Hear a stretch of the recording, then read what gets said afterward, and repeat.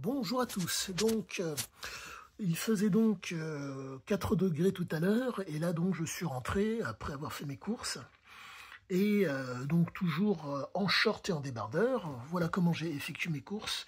Et ce que je voulais vous dire, c'est que je crois avoir perçu un phénomène qui peut être très intéressant pour bon nombre de gens. Il s'avère que malencontreusement, nombre de gens vont s'adonner aux drogues de façon volontaire ou pas. Là, l'expérience avec le froid fait que je commence à devenir d'autant plus précis et que mon organisme est en train de modifier certaines fonctions pour être d'autant plus apte à pouvoir faire face au froid. Le changement, pour moi, s'opère au niveau de l'hypothalamus. Il s'avère que l'hypothalamus fait office, si je puis dire, de thermostat. Ce thermostat permet donc de par les informations qui arrivent au niveau donc de ce qu'on appelle le préfrontal, de prendre les informations des sens et à la suite de ça, de varier comment dire, la réaction à la situation stressante ou pas. Et chose que je constate, c'est que il y a une espèce, si je puis dire, à la différence des drogués, il y a une espèce comment vous dire, d'acclimatation assez spéciale qui se fait. Les drogués, de par les substances qu'ils prennent, peuvent se retrouver dans des situations de dysphorie. Alors, il faut comprendre que ce qu'on appelle la dysphorie, ça veut dire que ce sont des états d'euphorie ou de dépression. Ça navigue énormément. Il est des gens qui arrivent, si je puis dire, à donner le change. Mais pour pouvoir donner le change, dans le cas de prise de substance, il faut très fréquemment faire semblant. Ce qui fait que vous avez quelqu'un qui a une espèce de contenance. Intérieurement, il y a un trouble qui est absolument normal dû à la prise de substance. Et donc, vous avez un type qui fait, si je puis dire, ce qu'on pourrait communément appeler une poker face. Sa poker face fait que vous ne voyez pas l'état dépressif. Mais il fait, si je puis dire, bonne figure. Et à la différence des gens qui prennent des substances, moi, je me refuse à prendre quoi que ce soit. Ce qui fait que je suis dans l'obligation de compter sur ma compréhension, sur ma capacité à raisonner. À la différence du toxicomane qui fait agir, pardonnez-moi, ce qu'on appelle le sous-cortical, donc l'aire tegmentale ventrale, pour faire simple, l'inconscient, moi, je fais agir le conscient. Et cette capacité, et cette sollicitation de mon préfrontal, donc de ma conscience, fait toute la différence.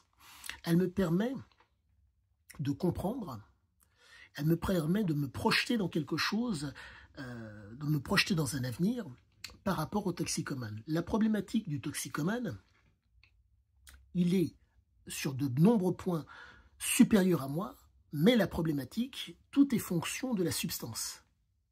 Si il y a juste utilisation de façon ponctuelle, il est plus fort que moi de façon ponctuelle. Si il y a sollicitation, comment dire, utilisation, abus, et voire, il peut être meilleur que moi aussi. Mais cela va dépendre, comment vous dire, comme je sors en short et débardeur, pour peu qu'ils prennent des substances thermogéniques,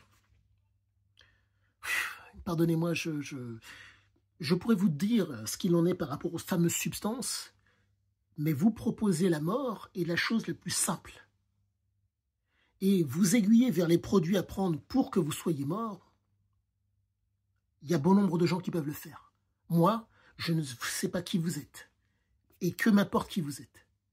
Vous donnez des éléments pour vous tuer? Non. Si vous me posez la question, je vous répondrai.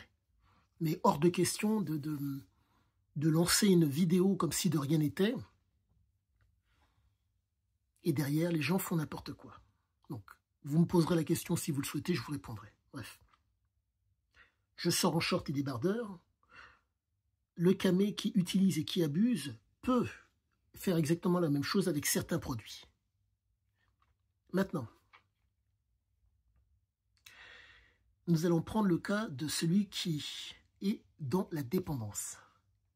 Ça veut dire que son organisme, il peut être supérieur à moi, mais s'il n'y a pas la substance, il ne peut pas fonctionner correctement. La dépendance fait que, pour être à l'équilibre, que l'homéostasie au niveau de son organisme soit un tant soit peu présente, il faut la substance. C'est catastrophique. Et donc, ce sont des gens qui sont dans ce qu'on appelle la dysphorie. Utiliser, abuser, être dépendant. Cette dépendance fait que tremblement, fièvre, et j'en passe, quand le produit n'est pas présent. Maintenant, selon les produits et selon le niveau de dépendance, et selon, et encore, ça dépend des génétiques des uns et des autres. Et là, ce que je viens de comprendre par rapport au froid, c'est que ça peut permettre de lutter contre la fameuse dysphorie. Donc, en un mot, utiliser le froid pour contrecarrer ou voire même diminuer peut-être la prise de substances. Car le froid a un effet antalgique, antidouleur, qui peut faire la différence. Mais la problématique est la suivante. Quand on s'adresse à des gens qui sont dépendants, ce que je proposerais ne peut être stimulant que de façon ponctuelle, très courte. Le niveau est tellement mauvais, le niveau est tellement, médiocre, pour faire simple.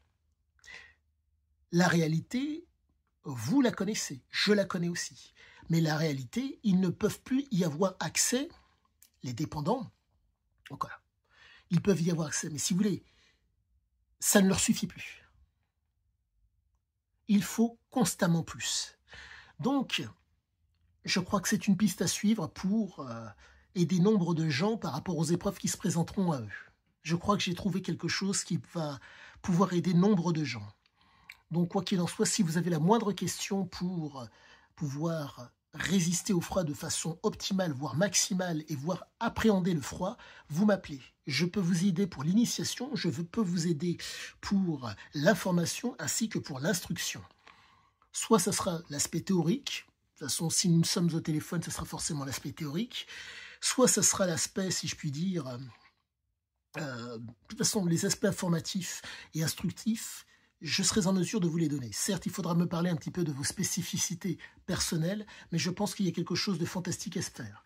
Quoi qu'il en soit, à tous, excellente fin de journée, je vous dis à bientôt.